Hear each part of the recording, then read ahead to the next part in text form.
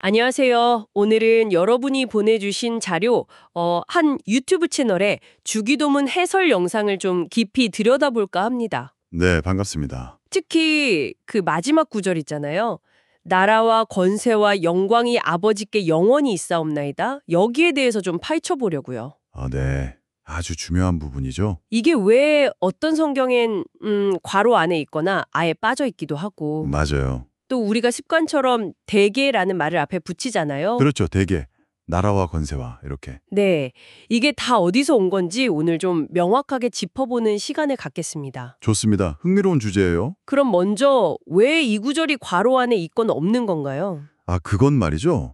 초기 성경 사본들에는 이 구절이 나타나지 않기 때문이에요. 아, 초기에 없었다고요? 네, 비교적 후대 사본들에서 이게 발견되거든요. 원본은 없고 이제 손으로 베껴 쓴 사본들만 있는데 그 사본들 간에 차이가 있을 때 이제 그런 표시를 하는 거죠. 아하, 그래서 NIV 같은 영어 번역본에서는 아예 빠져 있기도 하군요. 맞습니다. 그런데 들어보니까 칼뱅 같은 신학자는 이게 원문이 아닐 수 있어도 기도에 중요하니까 괄호로 넣는 게 좋다고 봤다면서요? 네, 그런 면이 있죠. 당시 유대인들이 기도를 마칠 때 하나님을 찬양하는 송영을 덧붙이는 관습이 있었어요. 아, 송영이요? 네, 그래서 아마 초기 기독교 공동체에서도 예수님이 가르쳐 주신 기도 끝에 자연스럽게 이런 찬양 고백을 붙여서 기도하지 않았을까. 아, 초기 교회 습관이 반영된 걸 수도 있겠네요. 네, 그렇게 추정하는 거죠. 그럼 우리가 흔히 쓰는 대개, 이건 뭔가요? 성경 본문에는 없는 말인데? 그렇죠.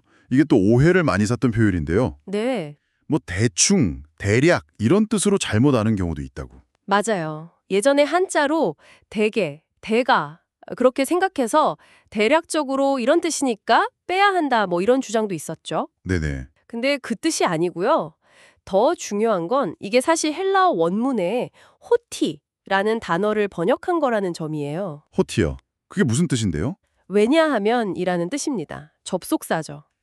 왜냐하면 그럼 그 앞에 기도했던 모든 내용의 이유나 근거를 제시하는 거네요? 바로 그겁니다. 우리가 앞에서 이름이 거룩히 여김을 받으시오며 나라가 임하시오며 이렇게 쭉 간구했잖아요. 네. 그 모든 기도가 가능한 근거, 그 이유가 바로 왜냐하면 나라와 권세와 영광이 영원히 아버지께 있기 때문입니다. 라고 선언하는 거예요. 와, 엄청 중요한 연결고리네요. 대략과는 완전 다른 의미군요. 그렇죠. 원어에 아주 충실한 번역인 셈이죠. 야, 그럼 이제 그 핵심 내용, 그 근거가 되는 나라, 권세, 영광, 이걸 좀 자세히 알아봐야겠네요. 먼저 나라는 어떤 의미일까요? 나라, 즉 킹덤은 하나님의 다스리심, 그분의 통치권을 의미합니다. 주권이죠. 주권이요? 네. 이 세상에서는 가끔 악이 더 힘이 세 보이고 하나님의 통치가 잘 안 보이는 것처럼 느껴질 때도 있잖아요. 그렇죠. 답답할 때가 많죠. 그럼에도 불구하고 변함없이 하나님께서 영원히 다스리고 계신다.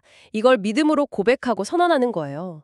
스테반이 돌에 맞으면서도 하늘 보좌를 봤던 것처럼요. 아, 현실 너머에 진짜 현실을 붙드는 거군요. 맞습니다. 이게 현실 도피가 아니라 오히려 그 믿음 안에서 현실의 어려움을 이겨낼 힘과 소망을 얻는 거죠. 그렇군요.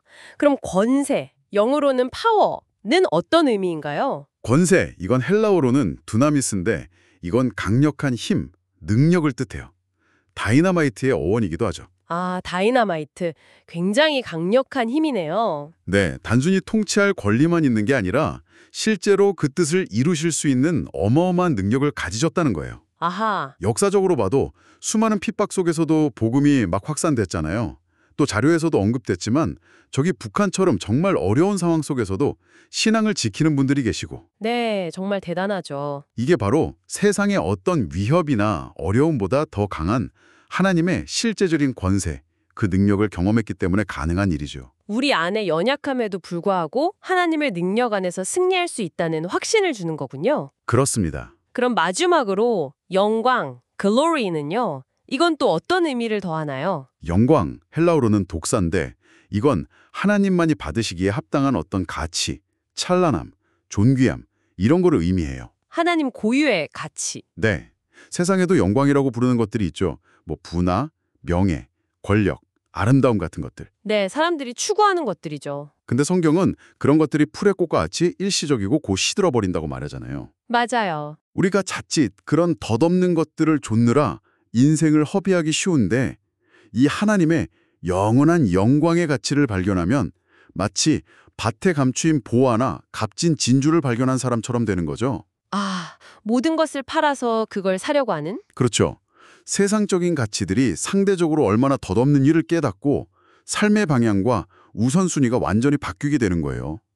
그래서 이 영광을 고백하는 건 내 영광이 아니라 오직 하나님의 영광을 구하고 그 영광에 참여하기를 소망한다는 그런 선언이 셈입니다. 와, 듣고 보니 이 마지막 구절이 정말 엄청난 고백이네요. 우리가 아버지라고 부르는 하나님이 바로 이런 분, 모든 나라와 권세와 영광을 영원히 소유하신 분이라는 걸 다시 한번 확인하고 선포하는 거군요. 정확합니다.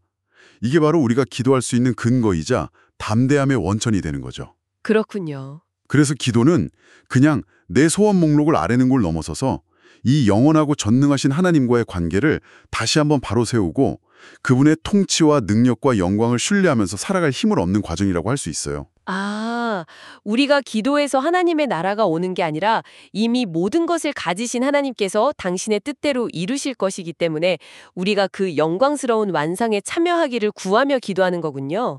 네, 바로 그 관점입니다. 기도의 무게가 달라지죠. 오늘 이 이야기들을 들으면서 하나님의 그 영원한 나라와 권세와 영광을 기억하는 것이 여러분의 일상 속에서 만나는 어떤 어려움이나 또 세상이 말하는 가치들 속에서 어떤 새로운 힘과 관점을 줄 수 있을지 한번 생각해 보시는 것도 참 좋겠다는 생각이 듭니다. 네, 분명 큰 힘이 될 겁니다. 오늘 깊이 있는 나눔 감사했습니다. 다음 시간에도 저희는 또 흥미로운 주제로 찾아뵙도록 하겠습니다.